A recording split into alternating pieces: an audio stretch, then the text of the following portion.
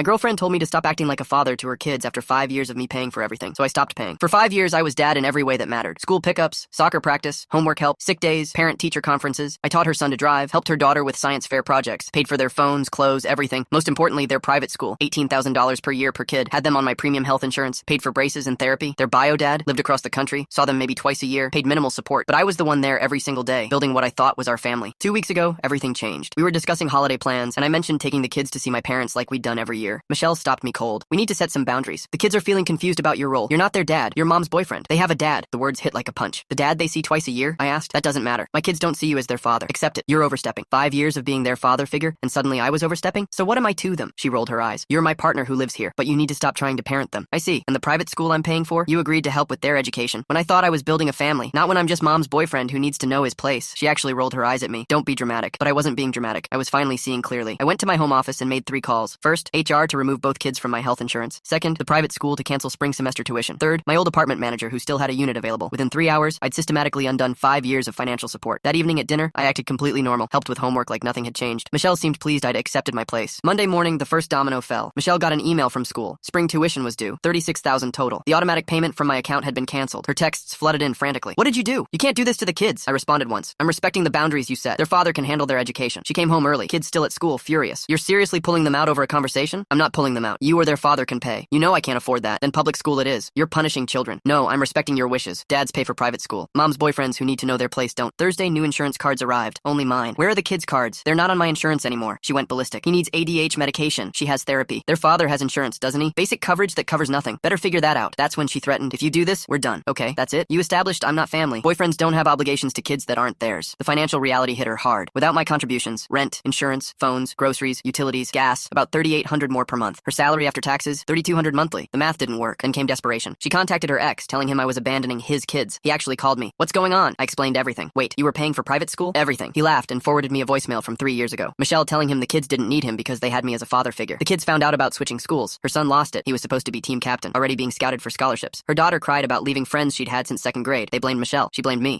Michelle had to move to a smaller apartment in a worse neighborhood. Both kids struggled in public school. One night, the daughter showed up at my door with a suitcase. Mom says you're not my dad, but you're the only dad I've known. Can I stay? I called Michelle immediately. Come get her. You made it clear I'm not her parent. The girl cried. Why can't I stay with dad? Michelle snapped. He's not your dad. He's more dad than Garrett ever was. But I held firm. Boundaries, right? Ran into Michelle at a coffee shop last week. She looked exhausted, older. The kids miss you. I miss you. We could try again. No, you loved those kids. Past tense. You made sure of that when you told me they weren't mine to love as a father. I made a mistake. You made a choice. Live with it. She texted that night. You destroyed our family. I replied, there was no our family. There was your family, and I was just your boyfriend who needed to know his place. I know my place now. Then I blocked her. Sometimes you don't realize what you have until it's gone, and sometimes by then, it's too late.